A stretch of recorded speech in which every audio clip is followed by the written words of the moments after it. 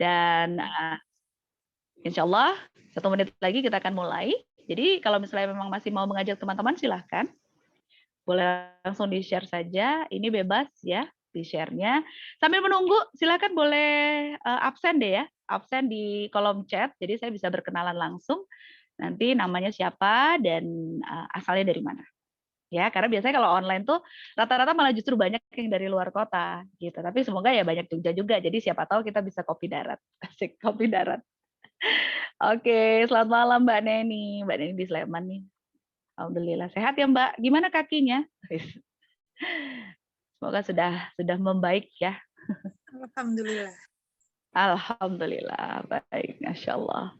Jadi ini Mbak Neni luar biasa loh ini. Girohnya tuh kemana-mana kalau kajian saya selalu ketemu beliau.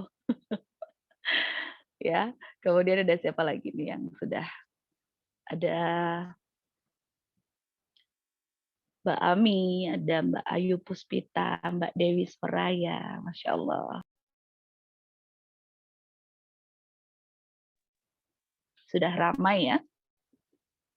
Ini saya nanti mohon maaf kalau misalnya agak sering tutup buka karena saya agak sedikit gatel tenggorokan jadi batuknya itu batuk gatel gitu. Ada Nisa di Concat, Mbak Nisa ya.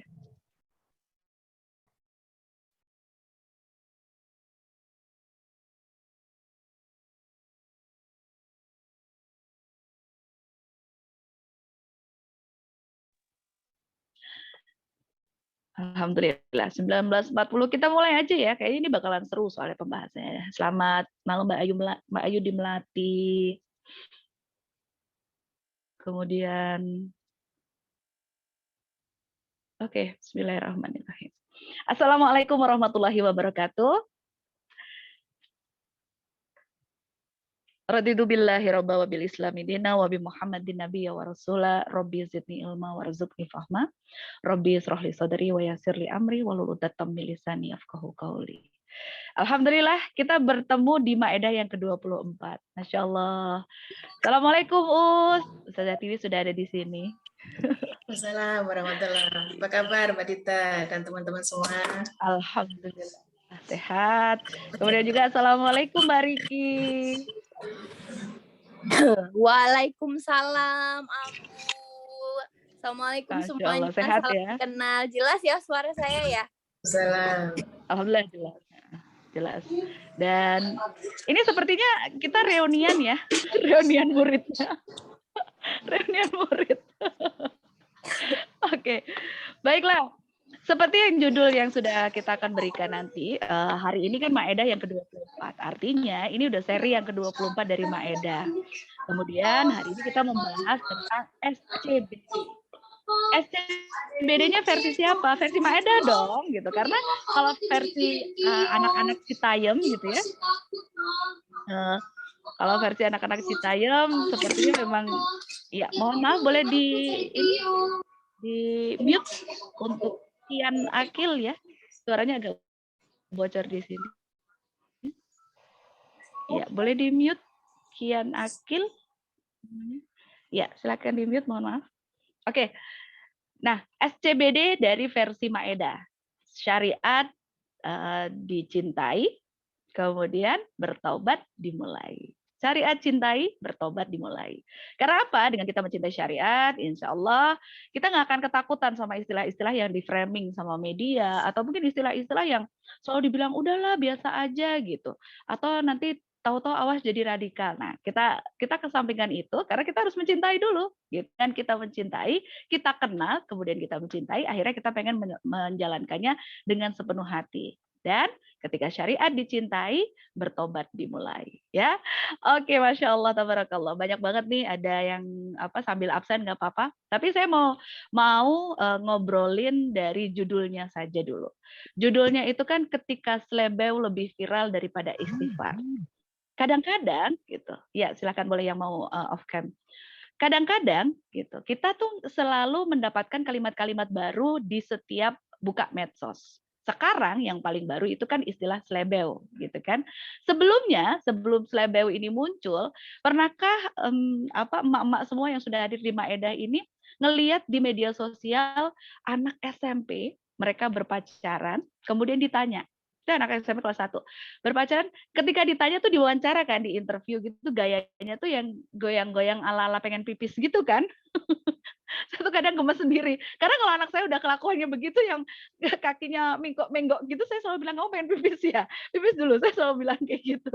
Iya, karena gayanya tuh kayak, ih, pengen tak iket gitu loh kakinya gitu. Nah, tapi itu jadi viral. Jadi viral, malah dicontohin sama beberapa public figure, artis, dan kemudian juga ada apa sih selebgram gitu ya, pada ikut-ikutan gitu. Mereka menganggap itu lucu. Padahal buat saya anak SMP, kemudian mereka pacaran, mereka dibilang baru berapa sebulan gitu. Kalau pacaran ngapain gitu ya? Jajan aja, jajan es teh. Biasanya habis berapa? 20.000 gitu. Dan itu apa sih? Terngiang-ngiang karena suaranya tersebut kan direkam, kemudian diulang-ulang terus. Jadi viral. Bagaimana apa kabarnya jika didengar oleh anak-anak kita yang seharusnya nggak dengar itu gitu. Jadi kayak dimaklumkan kan, ada maksiat, anak kecil pacaran, SMP. Ada maksiat di situ, tetapi kayak dimaklumkan. Habis itu, belum itu selesai, sekarang muncul ada SCBD, Citayam Fashion Week. SCBD-nya tuh jadi S-nya tuh Serpong, Citayam, kemudian Bojong, kemudian Depok gitu. Padahal sebenarnya kan Sudirman, SC apa? Sudirman Central B Business ya. Kemudian, nah, tapi ini diganti akhirnya sama anak-anak Citayam ini. Nah, awalnya katanya anak-anak Citayam ini mereka tuh cuma ngumpul aja gitu. Ya kita lihatlah dari stylenya bajunya, gitu kan, dari stylenya bajunya tuh kayaknya yang ya kalau menurut saya kayaknya mereka maksa nggak sih gitu. Kalau mungkin di sini ada orang-orang Sunda mungkin paham ya kalau misalnya saya bilang tuh maman gitu. Maman tuh apa?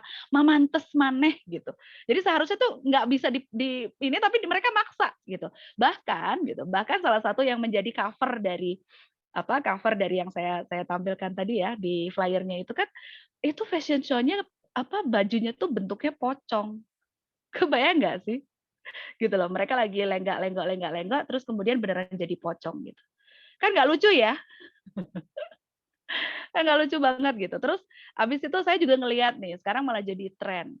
Jadi tren. Anak-anak, saya sebenarnya agak risih tuh. Anak-anak laki-laki, dia lebih gemulai, lebih luas, dan dia pakai high heel. Dia pakai high heel itu high heel nggak kurang dari 10 cm deh.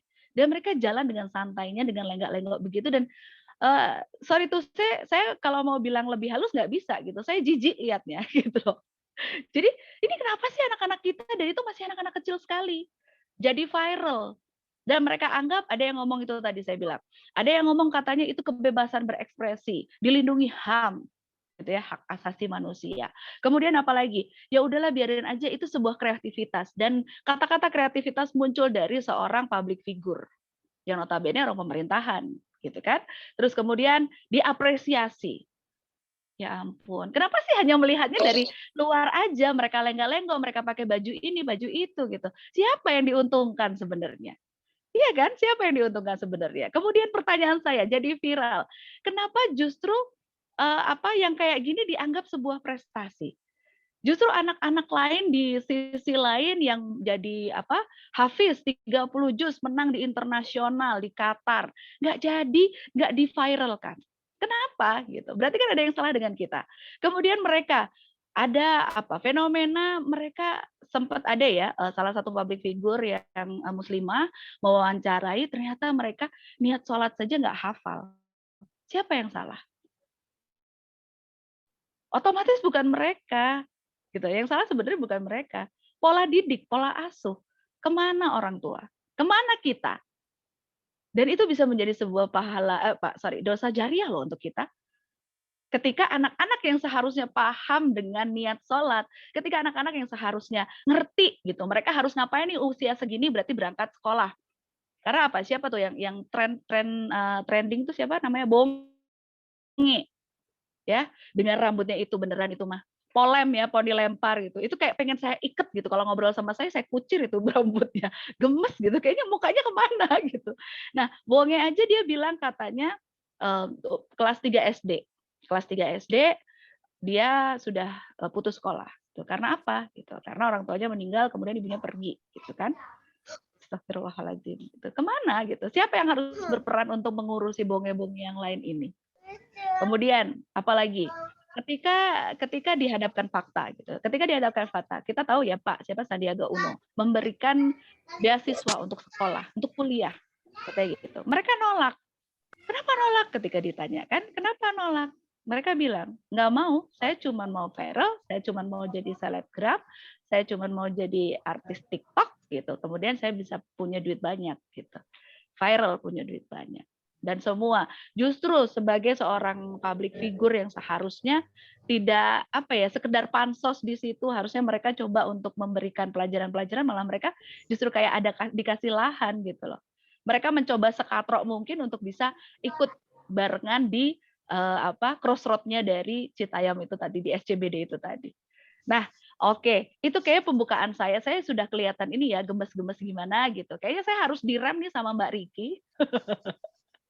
Karena Mbak Riki hari ini bakalan ngasih beberapa fakta, gitu. Beberapa fakta yang bakalan membuka mata kita, ya. Jadi ini fenomena SCBD ini sebenarnya berawal dari apa sih? Kok bisa akhirnya jadi viral banget nih, gitu. Silakan Mbak Riki. Oke, Assalamualaikum semuanya. Kalau kita mau membahas tentang fenomena SCBD ini, saya itu juga ikut gemes juga ya, Mbak Dita, Ambu. Kenapa gitu? Saya ngelihatnya itu mereka masih anak-anak yang di bawah umur ya. Terus kalau saya lihat di beberapa media sosial, banyak kayak para petinggi-petinggi negara juga mereka kok ikutan gitu kan. Terus setelah saya baca-baca itu awal mulanya itu kan dari anak-anak yang di Citayam situ. Kemudian mereka itu awalnya adalah nongkrong kemudian dimanfaatkan oleh beberapa konten kreator, kemudian mereka diviralkan gitu ya bahasanya ya oleh mereka ya. Terus akhirnya banyak orang yang berbondong-bondong pengen datang ke situ, pengen nonton. Akhirnya banyak para artis, kemudian petinggi negara ikut datang ke situ dan malah ikut memeriahkan, bahkan kayak seolah-olah tuh memblow up gitu ya. Biar ini tuh jadi terkenal gitu. Ya menurut saya ini miris ya. Miris di tengah-tengah kita ngeliat juga yang tadi Ambu cerita, banyak juga anak-anak yang punya prestasi kayak kemarin beberapa waktu yang lalu Indonesia itu berprestasi di Olimpiade Science ya. Bahkan mereka itu menang pulang membawa 10 medali emas. Itu kok nggak viral gitu loh. Justru yang viral adalah mereka ini. Itu sih Ambu kalau yang saya lihat ya, fenomena yang berkembang akhir-akhir ini tuh awalnya itu. Sedangkan kalau saya lihat mereka mencontek dari mana, pasti semuanya juga mungkin udah tahu ya, namanya Citayam Fashion Week. Awalnya dari Paris Fashion Week. Cuman kalau Paris Fashion Week yang bisa ikut kan pasti kan desainer-desainer internasional gitu ya. Nggak semuanya bisa eksis gitu. Nah, di sini dimanfaatkan oleh anak-anak muda ini dengan pakai brand-brand lokal yang ya maaf ya bahasanya pakaiannya memaksa gitu. Mereka pamerkan di Citayam Fashion Week ini. Itu sih Ambu kalau dari saya. Masya Allah. Iya kan, berarti kan ternyata bener ya, maksudnya pandangan kita tuh sama ya. Mereka tuh sebenarnya niru tapi nggak pada tempatnya ya. Mereka hanya meniru saja, tapi kalau misalnya gini, menurut Mbak Riki sendiri nih, menurut Mbak Riki kan ketika Citayam Fashion Week ini mulai hits, kemudian SCBD mulai diganti nama gitu ya dari Sudirman bisnis, pusat bisnis gitu, pusat bisnis Sudirman, kenapa menjadi akhirnya jadi apa, Serpong, Citayam, Bojong, Depok gitu kan ya. Bojong, Depok. Nah, akhirnya kan berarti kan ada sisi pastinya ada sisi positif sebenarnya, tapi ada sisi negatif. Menurut Mbak Riki sendiri, banyakkan positif atau negatif? Kalau untuk ini. Kalau saya ditanya jujur, ya pasti lebih banyak negatifnya. Kenapa gitu? Akhirnya banyak orang yang memanfaatkan fenomena ini. Kayak maaf kata ya, ada salah satu selebriti yang juga influencer juga yang kemarin mengeklaim brand Citayam Fashion Week ya. Aki itu. Nah, jujur gitu ya. Saya boleh sebutnya nama nggak? Boleh sebut merek aja. Kita Karena udah terkenal juga ya. ya gitu. Paula dan Baim. Okay. Saya bukan mau membela siapa ke siapa ya, cuman saya itu kenal sama Paula karena kita dulu berangkat di dunia yang sama. Waktu itu tahun 2003, terus saya juga bareng sama Paula, kita waktu itu di satu agensi yang sama di Semarang. Jadi saya kenal, saya tahu gitu. Terus saya agak kaget juga waktu kemarin kok tiba-tiba dia ngeklaim gitu. Terus itu yang pertama, banyak yang memanfaatkan. Kemudian yang kedua, saya melihatnya negatif yang lain. Kita tuh sebenarnya sedang dibodohkan nggak sih, Bu? Gitu. Kita tuh sebenarnya sekarang itu sedang berperang, Bu. Berperang apa? Dengan musuh yang nggak terlihat.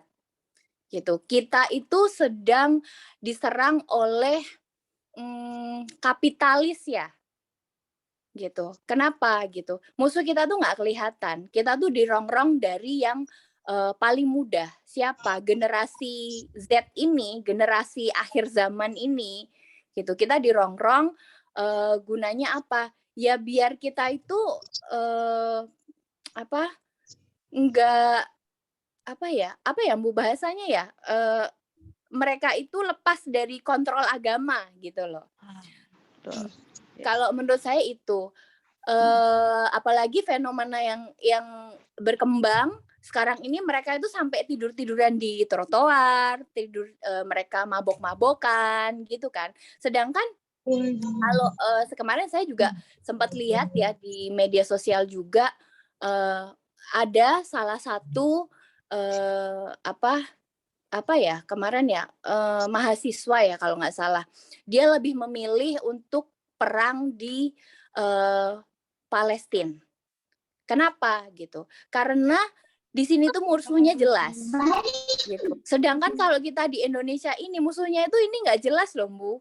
Nggak kelihatan nyata. Ini kayak digrogoti pelan, kita kayak dibodohkan biar kita itu lupa sama agama. Sedangkan kalau kita paham aturan hidup kita itu, kita tuh lahir untuk apa, di dunia mau ngapain, kemudian kita mati mau kemana, kan gitu ya Bu ya. Nah, sedih aja sih ngelihat mereka itu seperti itu. Jadi saya lebih melihatnya ini lebih banyak mudorotnya, lebih banyak negatifnya daripada positifnya. Bahkan menurut saya nggak ada tuh sama sekali positifnya. Itu dari sudut pandang saya ya Bu ya. Masya Allah, tabarakallah. Ini cerdas loh. Maksudnya karena gini, karena rata-rata ya saya pernah ngajakin beberapa ngobrol sebelum di acara ini gitu. Ya teman-teman ada beberapa mantan model catwalk gitu yang sudah hijrah gitu. Tapi mereka saya tanya gimana menurut Anda Citayam gitu. Citayam Fashion Week ini gimana menurut kamu gitu. Saya tanya gitu kan. Jawabannya bilang, udah biarin aja kayak kamu nggak pernah muda. Wow. Kemudian saya bilang nih, lah justru karena kesalahan ketika kita muda kemudian kita diingatkan, iya kan? Kemudian kita diingatkan kan harusnya. Nah ini salah satu agenda luar biasa sekali. Memang benar.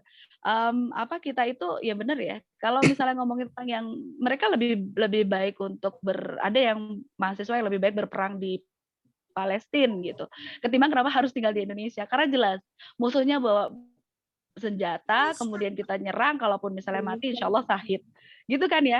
Kalau sekarang, musuhnya nggak tahu sebelah mana, kemudian di mana-mana, kemudian sebenarnya kita tuh sedang digenosida dalam tanda kutip ya. Genosida pemikiran gitu kan. Benar, Bu. Kita lagi dibunuh pelan-pelan nih generasi kita tuh. Benar-benar lagi digenosida gitu, dimatiin satu-satu nih gitu. Kamu memang harus jauh dari agama. Akhirnya ya itu tadi gara-gara kapitalis itu semua berdasarkan dari materi, kemudian menjadikan pemikiran-pemikiran anak sekarang itu lebih menuju ke ini ya, memisahkan agama dengan kehidupan. Mereka Iya. lebih memilih viral, kemudian Betul. menghasilkan adsense Karena yang masuk, gini ya kan? ya Bu, manusia itu kan punya naluri eksis ya, dan itu tuh memang lumrah ya. Nah, menurut Ya, saya fitrahnya ya. iya betul, memang fitrahnya manusia itu pengen eksis, pengen dikenal gitu. Dan saya dulu pun juga begitu gitu. Kenapa saya memilih jalur itu gitu? Karena saya pengen eksis gitu. Bahkan hal-hal yang menurut saya itu nggak suka, kayak nongkrong gitu. Saya tuh kan dulu nggak suka ya. Tapi demi eksis, demi kayak temen tuh, lu nggak gaul, lu nggak keren, gitu. Nah akhirnya ya udahlah nongkrong. Akhirnya ya jadi terbiasa itu tadi. Nah itulah yang terjadi dengan mereka. Sebenarnya tidak semuanya mereka itu suka seperti itu.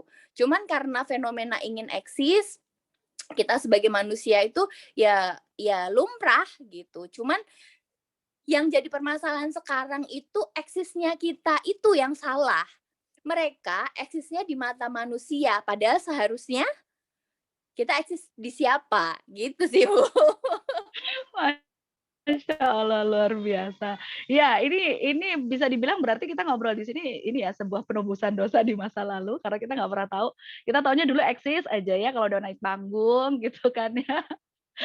Ya, sebagai hijrahar beginilah kita dan ya semoga Allah mencatat mencatat apa yang kita upayakan ini sebagai penebusan dosa kita di masa lalu dan itu karena kita benar-benar nggak tahu. Dan ternyata gitu korban-korban dari sistem-sistem yang sekarang ini kita juga termasuk korban. Makanya kenapa akhirnya kita menjadi merasa telat untuk paham bahwa ternyata Islam itu adalah sebagai solusi yang paling mutakhir gitu. Solusi yang paling hakiki gitu. Karena ya benar tadi ya kalau kita ngikutin standarnya manusia kan terkenal versi siapa? Mungkin kalau misalnya Mbak Riki ngobrol sama saya gitu, saya nggak kenal sama Mbak Riki, berarti kan Mbak Riki belum terkenal misalnya gitu. Atau Mbak Riki ngobrol sama saya belum kenal sama Mbak Dita gitu. Ternyata saya juga nggak terkenal itu karena standarnya manusia kan gitu. Dan ya oke, kita thank you banget loh Mbak. Tapi itu tadi opini itu insert yang luar biasa banget. Tapi ada nggak saran-saran gitu misalnya sama siapa ya? Paling nggak sama orang tua deh, sama orang tuanya mereka gitu. Kadang suka bertanya-tanya kan, nih anak-anak pada lepas gitu ya kayak apa ibu saya kalau ngatain nggak bisa diatur tuh kayak jaran ucul suka gedokan kayak gitu. jadi kayak kuda lepas nggak bisa dikendalikan gitu kan dari kandangnya gitu. Nah pernah kan kita pasti bertanya-tanya ini anak-anak kecil segini umurannya segini mereka pada pakai baju udelnya kemana-mana orang tuanya kemana? Mungkin punya saran nggak buat Mbak Riki mungkin buat orang tua yang harus melek atau gimana gitu? Kalau saya sebagai orang tua, saya nggak tahu ya. Mereka itu kan dari kalangan yang seperti apa, rata-rata kan saya juga nggak paham ya Bu ya gitu. Karena strata pendidikan, strata ekonomi itu juga berpengaruh Bu gitu. Tapi kalau saya dari orang yang ya kita bahasanya adalah orang yang hijrah gitu ya Bu ya. Ya tetap patokannya adalah agama gitu. Kita itu diatur itu oleh siapa gitu. Kita tuh pegangannya apa? Aturan Islam. Ya sudah, pegang aturan Islam itu. Nah, permasalahannya sekarang kita selalu mendengar kan, dulu mungkin ada cerita gini, kalau kamu ingin merusak suatu negara, rusaklah ibunya. Dari ibunya dulu yang dirusak. Karena apa? Dari ibu itu akan merusak generasi di bawah-bawahnya. Gitu. Jadi mungkin ya benar ya, kapitalis itu menyerangnya dari ibunya tidak dibutakan agama, kemudian anaknya tidak dididik dengan baik, akhirnya mereka keluar dari koridor Islam. Itu sih Bu, jadi emang agama itu emang yang utama Bu. Masya Allah, tabarakallah. Oke, thank you buat sarannya, thank you juga buat insertnya dari beberapa yang tadi sudah disampaikan sama Mbak Riki. Luar biasa sekali. Kalau misalnya memang mau menghancurkan sebuah negara, tadi insert terakhirnya cocok banget. Kalau pengen menghancurkan sebuah negara itu dihancurkan ibunya. Karena dari ibunya mungkin kapitalis itu memang ngejar ibunya. Coba dari apa? Ya kan? Nana COD, Nana COD atau iya kan? Ibu-ibu lebih akan ngeliatin jingleng gitu kan. Ini loh lagi 7/7, 7.78, nanti 8.8 gitu kan. Ya kadang-kadang yang dibeli juga nggak faedah gitu. Akhirnya anak-anak terbengkalai begitu saja.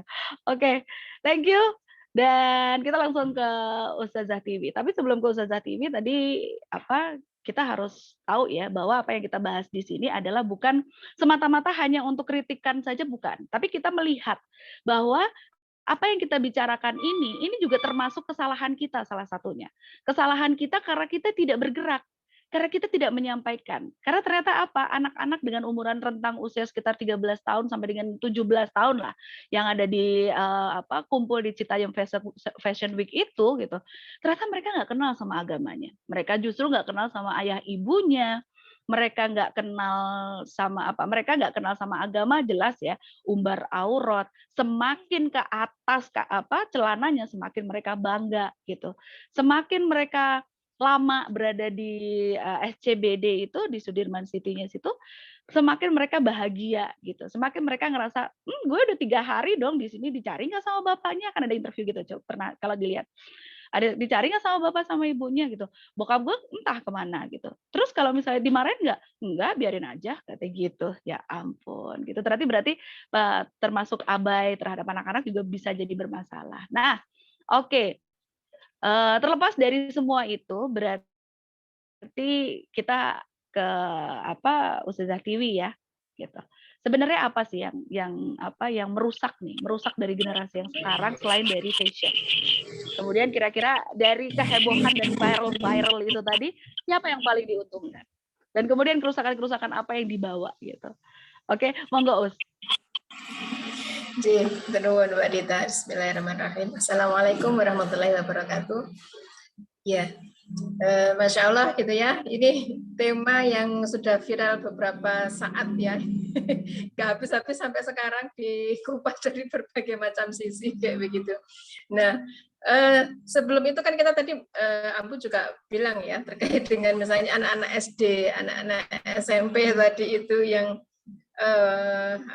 cinta-cinta monyet mereka itu yang kemudian diinterview dan kemudian diekos gitu ya, di amplifier dengan gaya orang-orang dewasa yang memparodikan kayak begitu ya, yang bikin bermacam video kayak begitu, dan itu semakin tambah viral, dianggapnya lucu ya itu anak SD kayak begitu. Nah, itu seolah-olah menjadi justifikasi gitu ya, bahwa oh kayak gitu boleh kok, lucu kayak begitu. Dan malah justru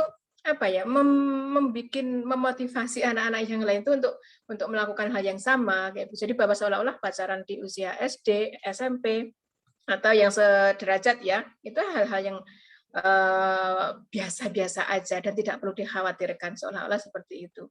Belum lagi kalau kemudian tadi ada lagi mungkin ini ya, fenomena mukbang gitu ya, mukbang yang dulu mungkin cuma sekedar ada di Korea sana, tapi sudah merambah ke Indonesia ya. Di Indonesia juga sudah banyak video-video mukbang, mulai dari yang menu-menu high class sampai menu-menu recehan kayak plecing kangkung ya, dimukbangkan. Nah, itu hanya untuk mendapatkan sebuah itu tadi ya, sebuah like, share, komen kayak begitu. Ini banyak sekali macam-macam, bahkan saking pengennya viral, jadi sampai hal-hal yang membahayakan dirinya pun dilakukan, seperti mukbang apa itu kemarin, sempat saya lihat video mukbang micin. Saya nggak tahu itu habis dia kemudian bikin video itu apakah masa depan itu ya. Micin banyak banget kayak begitu. Nah, belum lagi yang lainnya yang kemarin juga sempat rame adalah ini challenge gitu ya. Jadi kayak menantang maut sampai kemudian beneran ketabrak itu ya kemarin. Banyak sekali hal semacam itu hanya untuk mendapatkan status viral. Kemudian di like orang banyak ribuan seperti itu. Hanya untuk mendapatkan itu tadi. Kalau dalam bahasanya Mbak Riki tadi ya, untuk dapatkan eksistensi tadi itu diakui ya gitu ya. Nah itu tuh mukbang sambal pedas gitu. Iya, Masya Allah gitu ya. Jadi hanya untuk mendapatkan predikat viral, untuk mendapatkan pengakuan, mereka melakukan hal-hal yang konyol yang sebenarnya justru membahayakan diri mereka sendiri sampai beneran akhirnya kehilangan nyawa gitu kan, karena hal-hal yang sebenarnya mereka tidak paham buat apa sih kayak gitu. Nah, kalau kemudian kita lihat termasuk yang terakhir CFB ya, Citayam Fashion Week itu demikian viral karena apa? Karena seolah-olah itu kan create by poor, gitu, walaupun kemudian stolen by rich gitu ya. Nah, seperti itu. Jadi mereka menganggap bahwa CFW ini adalah sesuatu yang apa ya, Bu ya sudah lah tadi kata Bu ya, nggak usah diiniin lah ya, nggak usah diperdebatkan, nggak perlu di framing macam-macam kayak itu, biarlah mereka itu bahagia, begitu kan, seolah-olah begitu.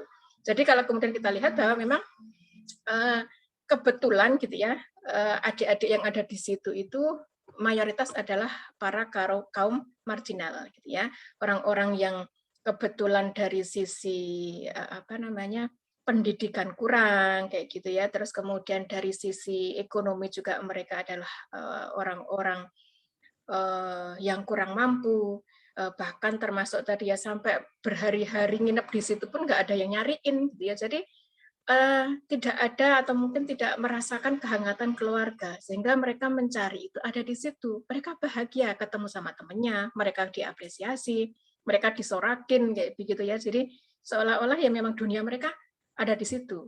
Dan memang posisinya yang di situ itu ya, yang jadi lokasi kemarin itu memang sangat strategis, kayak gitu, sangat strategis karena di situ itu orang kalau untuk PP naik KRL ataupun naik ini ya bis kayak gitu ya, itu cuman butuh 20.000 saja untuk sampai ke situ PP, nggak mahal kayak begitu.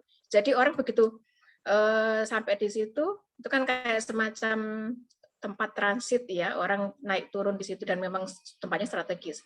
Makanya setiap kali kemudian melakukan itu ya sangat banyak orang, itu memang sentralnya bisnis kan. Nah, seperti itu. Nah, kalau kemudian kita lihat ya salah satu ya beberapa faktor tadi ya, pendidikan yang kurang, kemudian kemiskinan yang sangat dominan ya bagi para pelaku CFW seperti itu, kemudian juga keluarga yang tidak harmonis atau mungkin ya orang tuanya berjibaku untuk mencari nafkah dengan keadaan ekonomi yang serba sulit semacam ini, sehingga mereka sudah pulang kerja sudah capek, udah nggak lagi memberikan anak-anak itu, apalagi di usia-usia yang rentan ya, anak-anak yang pra dan mulai balik itu kan memang mereka butuh atau mereka punya energi lebih untuk disalurkan. Ketika kemudian orang tuanya tidak memfasilitasi, tidak ada pendampingan dan sebagainya, ya mereka cari di luar. Dan itu mereka temukan ada di komunitas itu tadi. Mereka datang ke lokasi dan mereka mendapatkan apresiasi tepukan hangat dari teman-teman mereka, walaupun dengan kemudian kita lihat justru menjerumuskan ya kalau kemudian diorganize jadi sesuatu yang bisa dimanfaatkan oleh pihak-pihak lain, termasuk di situ ada bendera pelangi gitu ya, oknum para ini ya pelaku bendera pelangi yang datang ke situ dengan berbagai macam pose mereka, dan mereka menjadi sangat agresif dan tidak tahu malu untuk eksistensi mereka di situ. Jadi mereka melebur dengan event tersebut.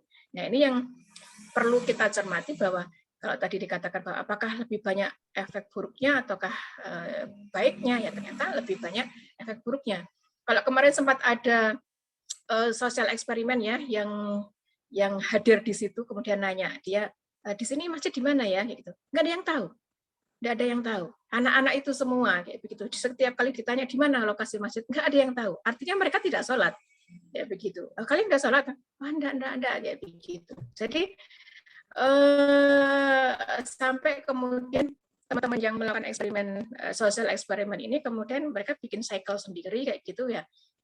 Poin yang pengen mereka lakukan karena pengen mengcounter ya, karena sudah begitu viralnya dan sudah kayaknya sudah out of control kayak begitu. Jadi apa yang bisa kita lakukan sehingga sekelompok anak-anak muda juga di situ mereka bikin itu tadi cycle sendiri, kemudian bilang bahwa pesannya adalah kalau walaupun kamu sekeren apapun kayak begitu, kamu seviral apapun, kalau kamu nggak sholat kalian nggak keren, misalnya gitu. Itu poin yang pengen mereka disampaikan kayak gitu kepada mereka. Nah, mereka ini kenapa kok sampai ada di situ? Gabut, ya kan? Nggak ngapa-ngapain kayak gitu. Kalau bahasanya Mbak Riki tadi ya karena mereka tidak bisa menemukan gitu ya visi misi hidupnya dalam menjawab 3 pertanyaan besar itu nggak ada. Mereka itu berasal dari mana, mau ngapain selama di dunia, dan kelak mereka mati itu nanti akan kemana, itu tidak ada gambaran sama sekali. Sehingga mereka ya nanti ya pokoknya selama saya hidup saya pengen menikmati yang semacam apa, ini kan perlu didampingi anak-anak yang masih labil, yang masih dalam rangka pencarian jati diri. Nah, ini harusnya peran orang tua di situ, ya. Nah, kemudian kalau kita juga lihat dari sisi bahwa ini terjadi yang namanya disrupsi sosial psikis kayak gitu ya. Jadi adanya sebuah fenomena yang ada di masyarakat untuk mengadopsi sebuah tren yang sedang ramai sehingga kemudian menimbulkan perubahan perilaku masyarakat. Orang sampai kemudian berbondong-bondong datang ke situ kan karena ada viral kan, diviralkan oleh para pembuat konten kreator kayak begitu. Nah, sehingga orang kepo ya, kepo apa sih di situ, sampai kemudian rame dan kemudian diduplikasi di beberapa tempat yang jelas yang sudah mulai kelihatan ya di Bandung, kan, Surabaya, di Malang, di Semarang juga ada, di Sulawesi juga ada. Ya, jadi kemudian karena viralnya kemudian diduplikasi di daerah yang lainnya. Nah, fenomena semacam ini justru kemudian membuat resah masyarakat. Ternyata jadi ada kayak titik kulminasi gitu ya. Jadi pada titik tertentu sudah masyarakat sudah jenuh kayak gitu. Itu kan sempat ramai beberapa saat, tapi pada titik tertentu sudah masyarakat sudah jenuh, bahkan merasa bahwa itu mengganggu. Makanya kan sampai kemudian kemarin ada kebijakan bahwa mau direlocate kan dari tempat tersebut, tidak boleh menggunakan zebra cross untuk exit mereka kayak begitu. Karena adanya keberatan masyarakat mengganggu kayak begitu kan. Nah, sehingga kalau kemudian kita lihat ya ini adalah fenomena masyarakat yang bisa jadi sakit gitu ya ketika kemudian melihat ada yang tren ikut-ikutan. Jadi tidak punya pendirian. Masyarakat itu seolah-olah bahwa ya diikutin kayak begitu.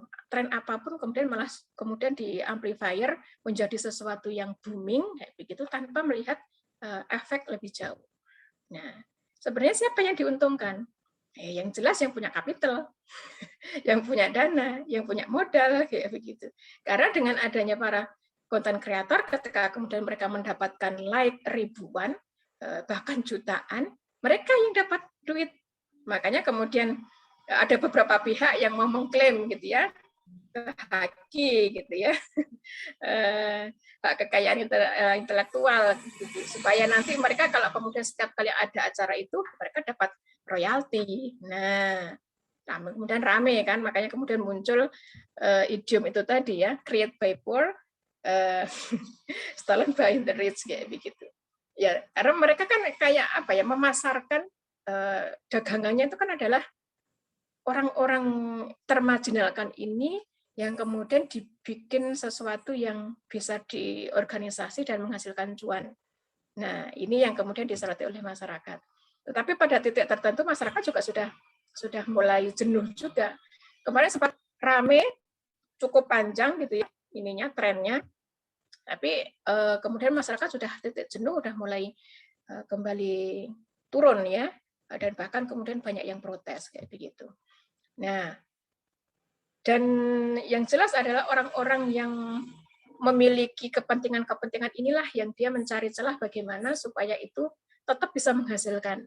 Ya, sampai kemudian salah satu komunitas yang ada di Bandung itu bahkan berani untuk mengundang mereka. Ya udah deh, kalau misalnya di sana udah nggak boleh, mereka ditutup di sana, udah moving ke Bandung aja, ntar penginapan sama akomodasinya mereka yang tanggung, kayak begitu.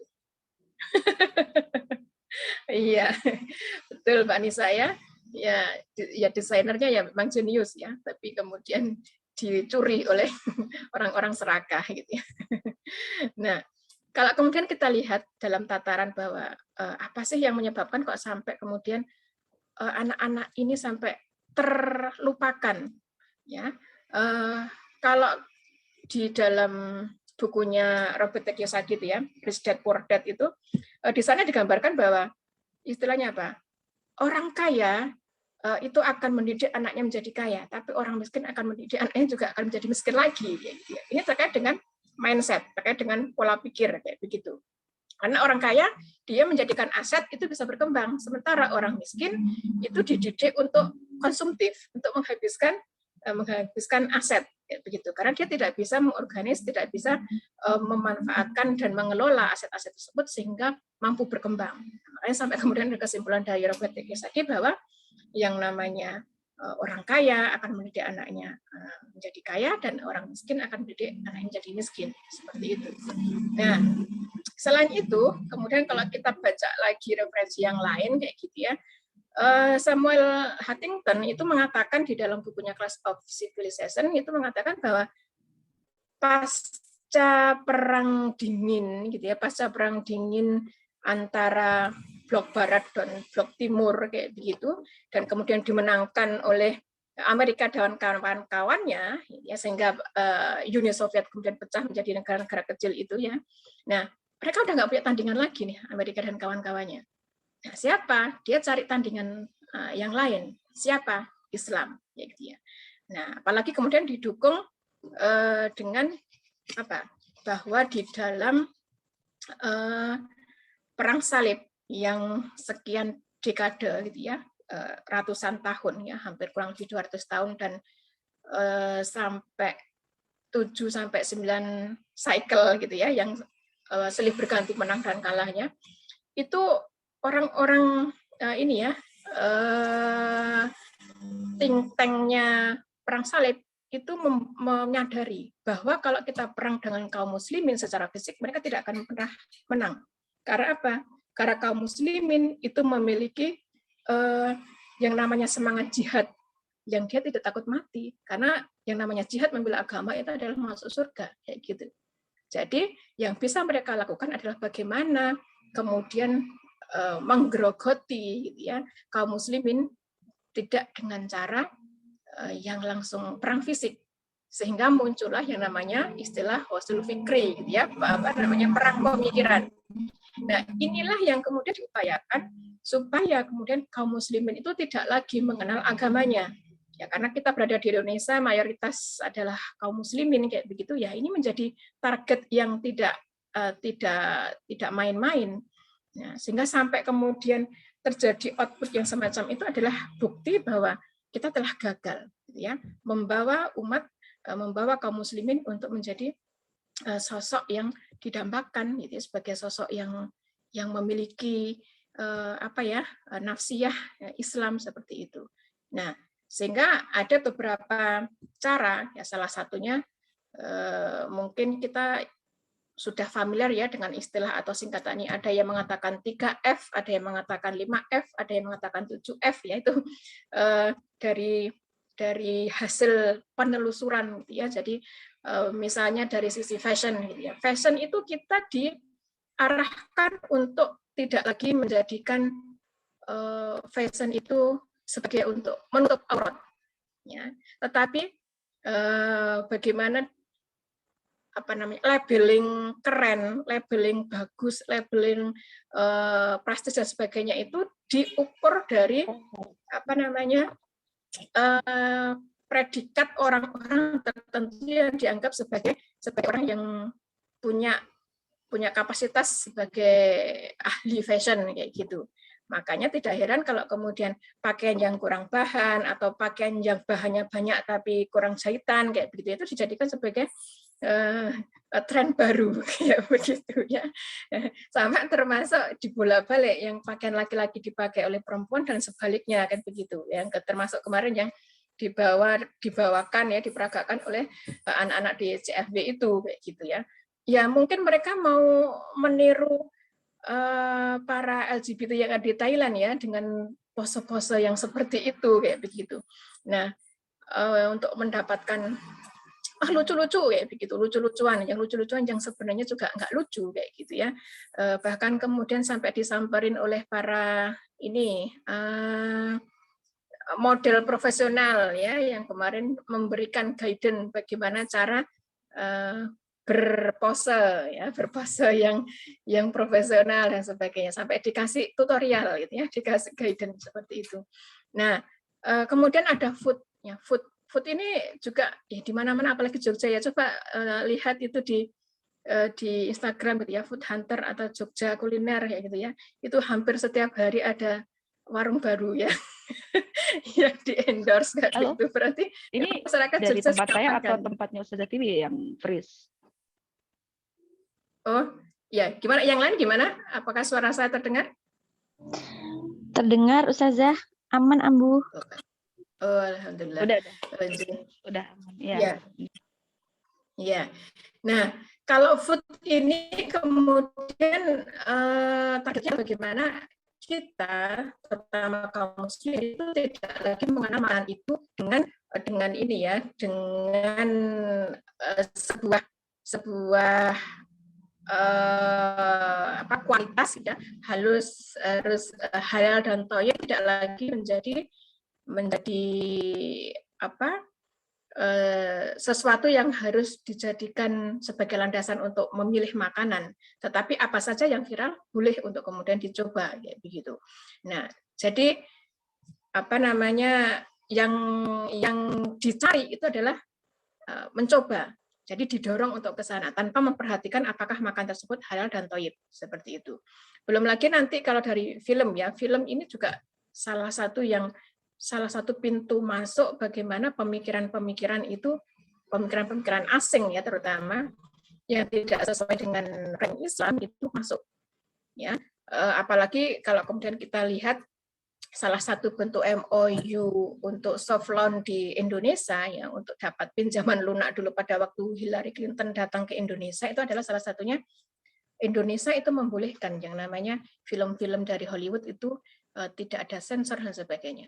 Nah, itu membawa misi-misi pemikiran gitu ya, pemikiran yang frame of thinking ya, cara berpikirnya itu kemudian diajak untuk berpikir ala mereka, ala Hollywood ya, begitu, ala kapitalis tulen ya, sebagai bosnya kapitalis yang ada di sana.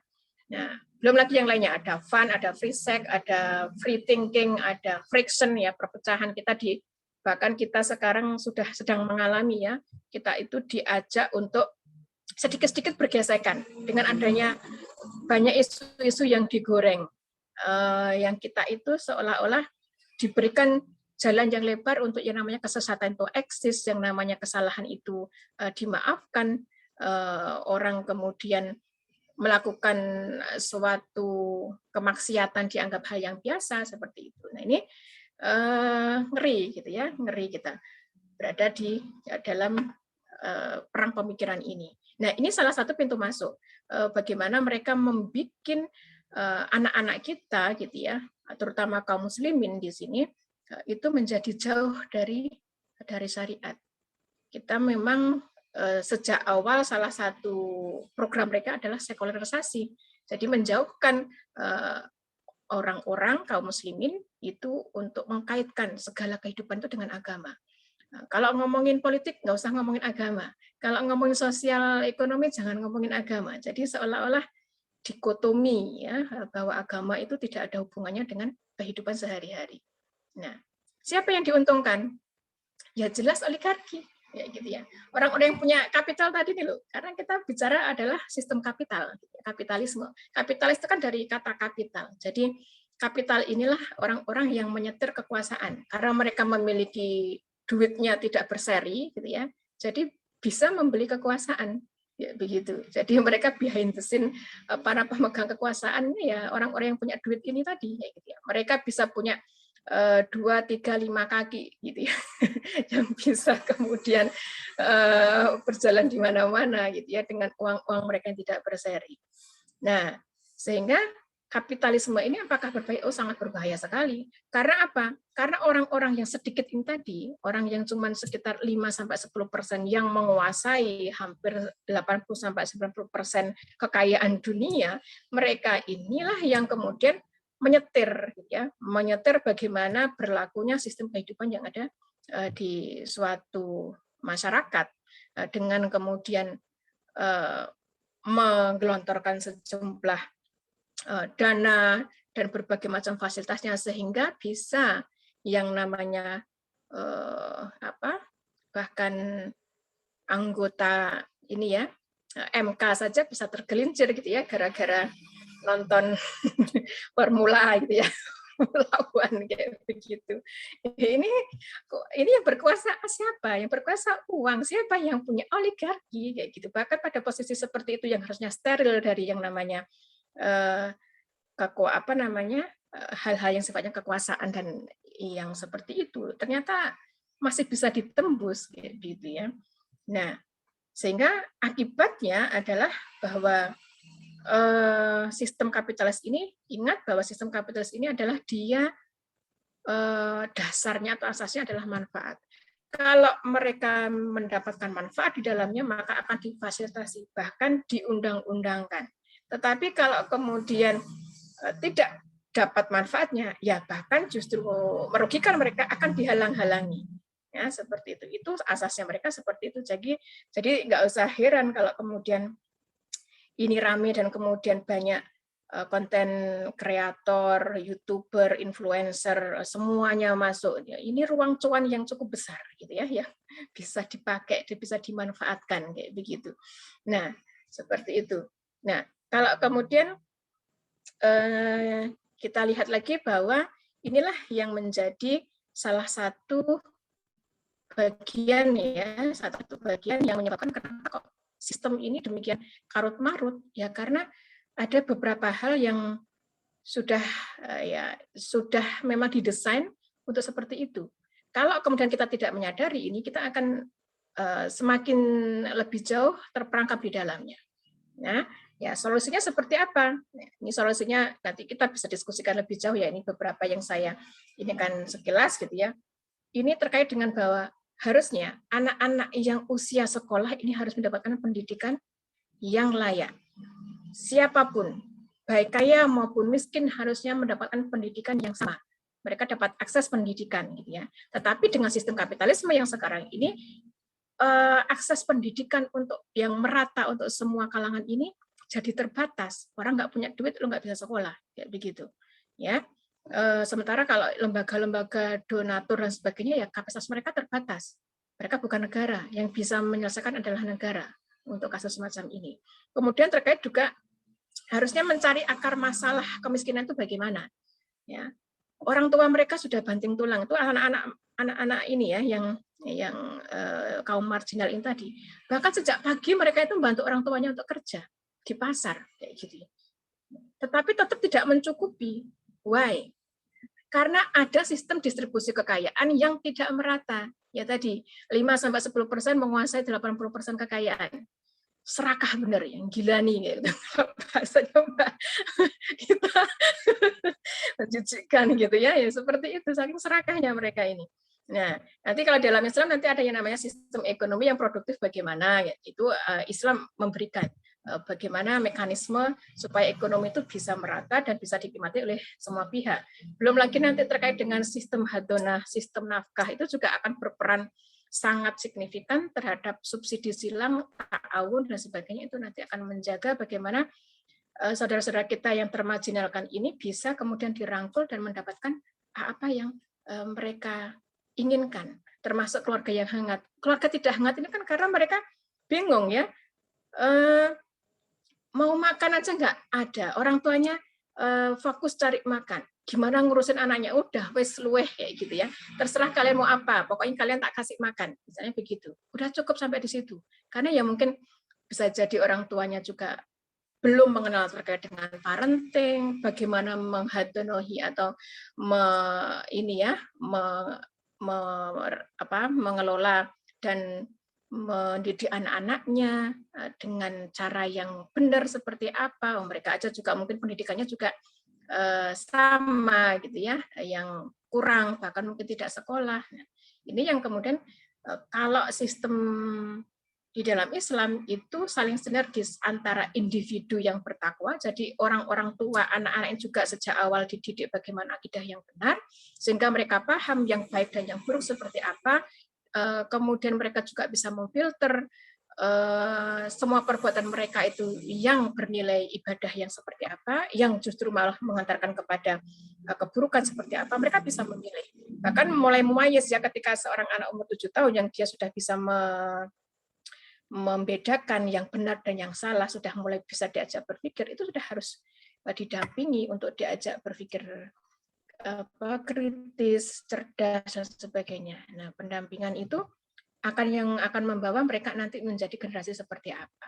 Kalau mereka dibiarkan ya mereka nanti yang akan ini tadi termasuk anak-anak yang merasa diabaikan, tidak mendapatkan perhatian, tidak mendapatkan pendampingan, sehingga ya mereka happy-nya adalah bersama teman-teman mereka itu kayak gitu.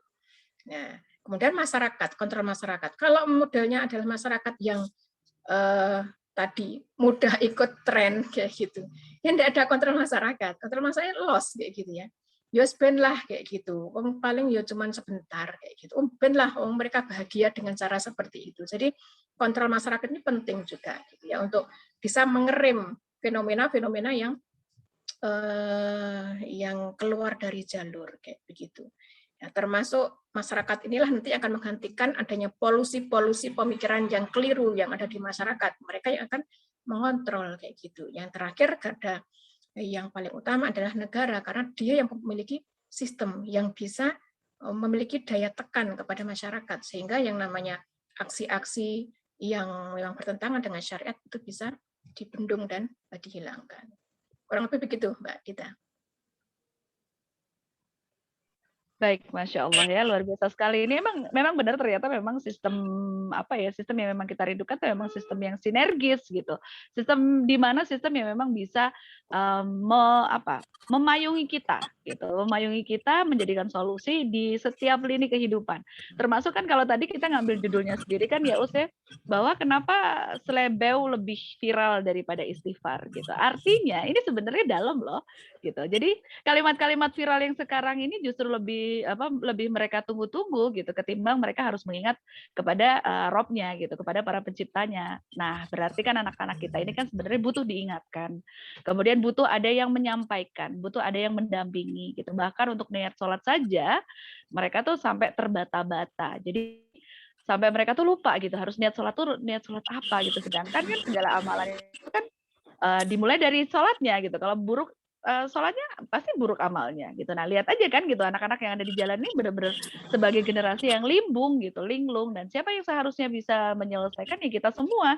Nah, insya Allah semoga ya dengan obrolan di Maedah ini bisa menambah wawasan kita dan kita tuh nggak berhenti untuk tetap berisik dalam tanda kutip bahwa ada kesalahan atau mungkin ada kekurangan, bukan kekurangan lagi ya, ini memang ada kesalahan di dalam sistem yang sekarang ini gitu, dan ternyata Indonesia tidak baik-baik saja. Oke, siapa tahu mungkin ada yang pengen ngasih insert dari tadi yang sudah diberikan sama Ustazah Tiwi. Kemudian sambil nunggu ya, siapa tahu ada yang mau nanya-nanya juga boleh. Sambil nunggu saya mau baca-baca komen deh.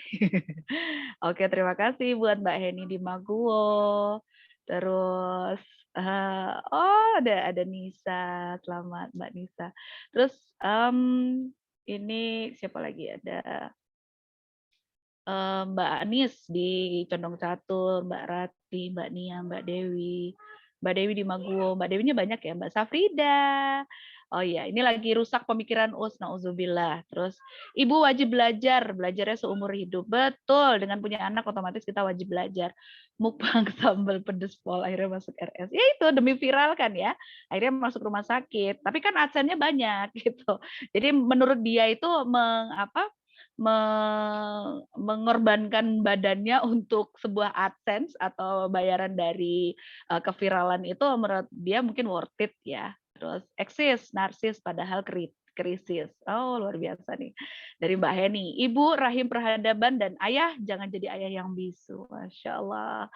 Ya, desain by Genius, Bob by Rich gitu. Jadi dicuri sebenarnya katanya ya.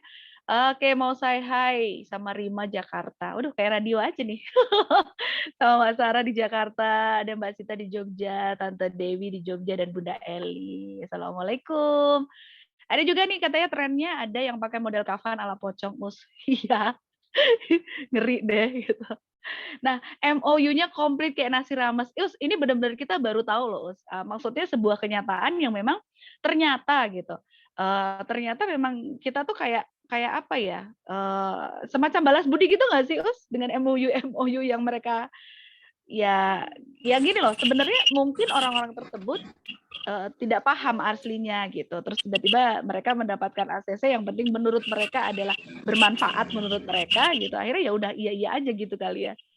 Berarti pola pemikirannya emang udah salah dari sistemik ya, maksudnya secara sistemik kan Jadi pola pemikirannya. lebih Ya. cenderung paksa, bukan sukarela. Jadi kan itu seolah-olah kan jadi kesepakatan bersama ya, tapi kan itu ada todongan pisau di lambungnya itu ya. Di bawah mejanya ada todongan pisau. Jadi mau enggak mau harus menyetujui kayak gitu. Kalau lo ingin dapat tangan dari gue, lo ini deh kasih ini kayak begitu. Jadi ya seolah-olah syarat yang ya mau enggak mau harus diambil, karena waktu itu kan memang kondisi Indonesia sedang mengalami krisis yang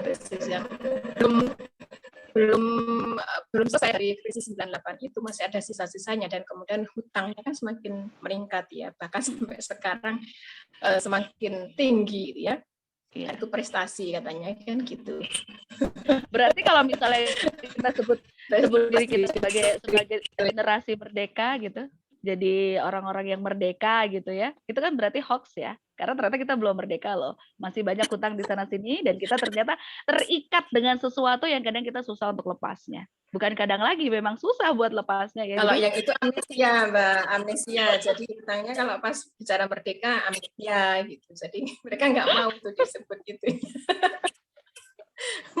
aduh ya Allah, iya. Mereka selalu menyebut sebagai modern gitu ya, modern gitu. Karena kalau misalnya nggak utang nanti kita negaranya nggak bisa apa-apa, nggak punya ini, yang bayar siapa gitu. Oke, yang kayak ini. Iya, nanti kan MOU itu kan yang saya sebutkan ya, selain saya sebutkan terkait dengan film-film yang masuk ke Indonesia tidak boleh disensor dan sebagainya, itu nanti juga terkait dengan misalnya produk-produk pertanian yang bahkan sebenarnya Indonesia itu mampu untuk memproduksi untuk dirinya sendiri, kemampuan itu ada, tetapi dipaksakan bahwa kamu harus ngambil daging sapi dari Amerika atau dari Australia, kamu harus ngambil jagung dari sini, kamu harus ngambil kedelai dari sekian-sekian, dan itu udah ada kuotanya sendiri-sendiri, walaupun sebenarnya kalau dipaksakan dengan benar-benar dikelola dengan baik, Indonesia itu mampu secara mandiri gitu ya, memenuhi kebutuhan ini ya, kebutuhan pokoknya kayak begitu, termasuk kedelai, jagung dan sebagainya itu. Nah, cuman kan kita itu sudah dari awal didesain untuk tidak mandiri. Misalnya pupuk jadi mahal, ya kan?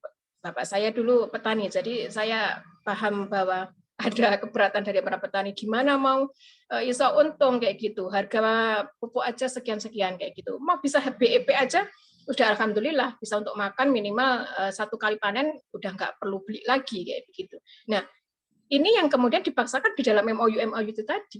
Jadi jangan salah bahwa seolah-olah kita itu dibantu, ya kan, dia datangnya kan dengan dalih bantuan ya. Hillary datang dengan membawa bantuan gitu ya. Apa bantuannya? Pinjaman lunak. Pinjaman lunak itu tidak gratis, saudara, gitu ya.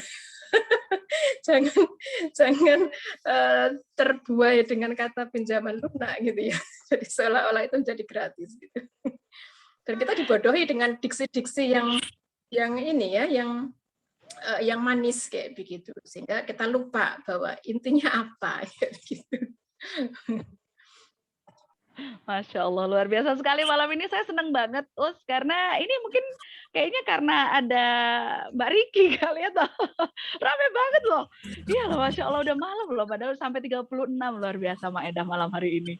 Jadi, luar biasa ya, tadi ini kita dari ngebahas SCBD, ya begitulah Maedah nih. Maedah tuh memang judulnya kan tadi SCBD ya, terus habis itu kenapa selebel lebih viral daripada istighfar. Ternyata akhirnya kita dibukakan sebuah fakta yang baru gitu. Ternyata ada MOU yang macam-macam gitu, dan akhirnya gitu. Ini ternyata kita juga dikasih melek nih, gitu. Kita dikasih benar-benar tersadar ya, gitu. Ternyata kita tuh belum sepenuhnya merdeka dan kita itu ternyata masih terkungkung ya dijajah gitu. Ini sebenarnya kita lagi dijajah, cuman karena jajahnya nggak kelihatan gitu. Jadi spread the frame of thinking itu tadi ya. Jadi pemikiran kita tuh memang benar-benar dibentuk. Pokoknya kamu harus gini, kamu harus jauh dari agama, kamu harus jauh dari ini. Terus kemudian selalu dicekoki dengan yang ya itu tadi kayak opa-opa yang ganteng gitu kan. Mereka lebih sibuk dengan opa-opa itu gitu ya. Mereka lebih sibuk dengan apa sih stylenya, kiblatnya kemana. Sekarang lagi banyakan Korea ya, walaupun sebenarnya maksa kemarin tuh kebanyakan yang ada di Citayam itu. Tapi akhirnya ternyata gitu, walaupun mereka kaum grassroots ya, orang-orang pinggiran dalam tanda kutip, tapi mereka akhirnya satu maksa, yang kedua ya ternyata akhirnya kembali lagi yang diuntungkan adalah kapitalisme lagi. Produsen-produsen yang mereka punya baju-baju baru dan lain sebagainya kan akhirnya jadi masuk gitu. Jadi menurut Ustazah Tiwi ini kayaknya agak ini saya mau agak sedikit bukan mancing apa ya. Biar mikir sama-sama yuk. Kira-kira gitu. Kira-kira keviralan ini by design nggak? Iya. Ini sudah disebutin siapa tadi? Design by genius. Genius ini dia yang bisa melihat peluang pasar kayak begitu. Tapi kenapa kok banyak konten kreator yang hadir di situ? Karena dia melihat peluang itu kayak gitu. Didesain untuk kemudian meriuhkan situasi. Nah, dan bahkan kemudian kan orang dulu-duluan nih makna yang mau mematenkan gitu kan CFW ini, walaupun kemudian nggak jadi semua ya karena dihujat oleh masyarakat seperti itu. Nah, sehingga kita itu kemudian menjadi terlupakan dengan soal-soal yang esensial dalam hidup kita yang jauh lebih ini ya, lebih krusial untuk segera diselesaikan, untuk dipikirkan seperti itu. Masyarakat seolah-olah itu juga dikasih cuman permen-permen yang ini gitu ya, udah lupa. Jadi kasih permen-permen kecil kayak gitu udah lupa. Kasih balonku ada 5, meletus 1, nanti datang lagi, meletus lagi, datang lagi. Ya, begitu. Jadi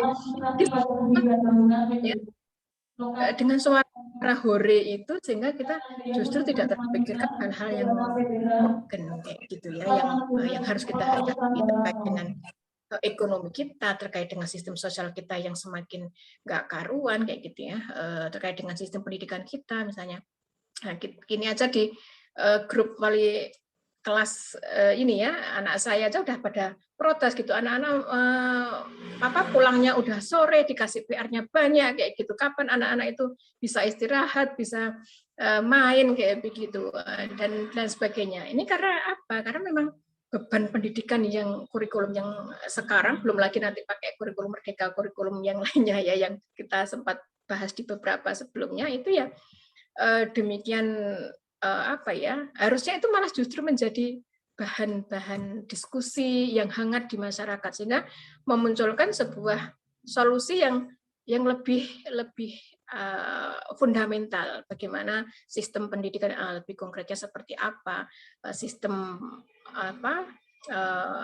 bagaimana menanggulangi utang yang sudah 7.000 triliun itu tanpa menambah utang baru, tanpa juga mencekik rakyat dengan pajak-pajak yang semakin banyak itu kayak gitu, hampir bahkan kita mungkin tinggal beberapa aja ya, tinggal mungkin bernafas yang tidak dipajekin gitu ya. Kalau mungkin terpaksa bisa jadi dipajekin juga itu. Ya Bu, gitu. Masya Allah, ya luar biasa ya. Jadi tenang aja. Kalau misalnya mungkin yang emak-emak yang ada di sini, semoga saya yakin lah, mama yang masih tetap bertahan sampai dengan jam 24.07 ini, artinya berarti emak-emak yang cerdas semuanya dan ingin memikirkan perkara umat dan juga generasi gitu. Karena kalau misalnya enggak, tadi kan sempat dicetuskan, nanti mungkin nafas aja kita bakal dipajekin. Terus utang sudah mencapai 7 triliun. Artinya kalau dibagi dengan orang Indonesia sekarang itu setiap anak yang lahir minimal sekitar 25 juta sampai dengan 35 juta sudah punya utang. Jadi nanti kalau lahir begitu cenger, owe-owe langsung diazanin, terus nah kamu sudah punya hutang 35 juta gitu ya. Jadi banyakin sabar gitu kali. Nah berarti nggak bisa dibanyakin sabar ya, karena ya kita harus dibuka nih fakta-fakta yang memang sudah sudah jelas terindra. Nah, berarti kan kalau misalnya fakta-fakta sudah kita tampilkan, kemudian informasi-informasi kita sudah dapatkan, insert tadi dari Mbak Riki sendiri juga sudah dapat gitu ya, dari beberapa pengalaman dan juga beberapa opini yang memang bisa menguatkan kita, kemudian gitu dikuatkan dengan dengan bagaimana cara Islam memberikan solusinya gitu, bagaimana cara-cara negara seharusnya memberikan solusinya gitu. Artinya gitu, apa yang harus kita lakukan, Us? Ini sebagai closing statement juga. Nanti habis ini Mbak Riki juga akan saya tanyain closing statement-nya ya. Nah, Us, ini berarti sebagai closing statement. Berarti apa yang harus kita lakukan? Ini kalau tadi itu kan secara keseluruhan. Negara harus ngapain kan sudah dijelaskan sama Ustazah Tiwi. Tapi kalau misalnya kita nih sebagai pribadi yang sekarang hadir di Maedah ini, kan artinya kita sudah paham tentang opini-opini tersebut, sudah paham tentang kenyataan-kenyataan tersebut, apa yang harus kita lakukan? Mau nggak mau kita harus bersuara, Mbak Dita.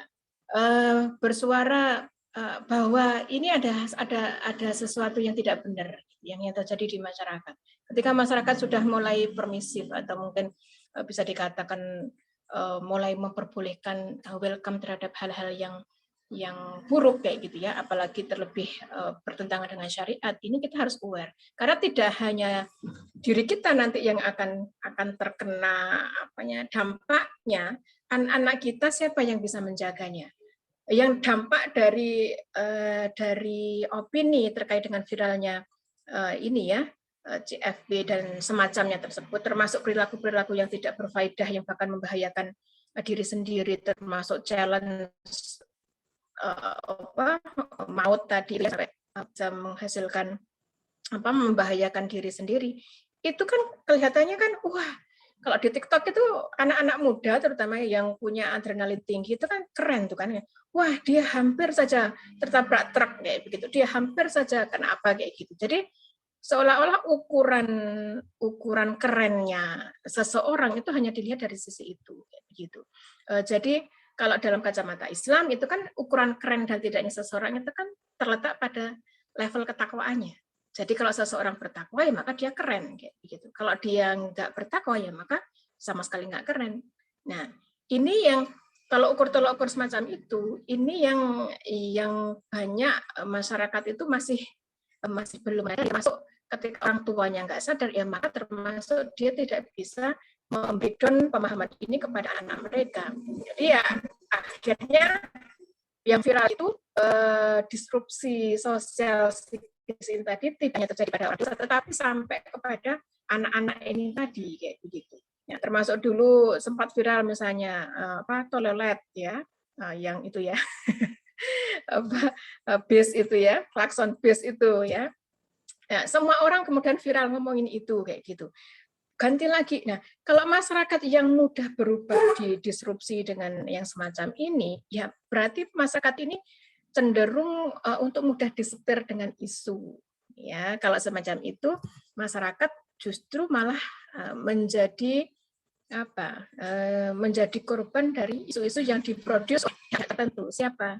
Behind the scene-nya ya adalah orang-orang yang punya kapital ini tadi kayak begitu. Untuk menggeser satu isu tertentu dibikinlah isu baru, dibikinlah seperti itu sehingga masyarakat tidak lagi terbuka pikirannya, tidak cerdas, tidak kritis terhadap fenomena yang ada di sekitar mereka, sehingga mereka hanya disibukkan oleh materi-materi atau isu-isu remeh yang sebenarnya itu justru menghabiskan energi, tidak membawa kepada perubahan yang hakiki seperti itu. Kita ingin keadaan kita menjadi lebih baik, ekonomi kita menjadi lebih baik, anak-anak kita juga menjadi anak-anak yang soleh-solehat, tetapi kurikulum yang tidak mendukung, kemudian akses pendidikan juga tidak merata kepada masyarakat, sehingga mau tidak mau ya kita harus speak up kayak begitu.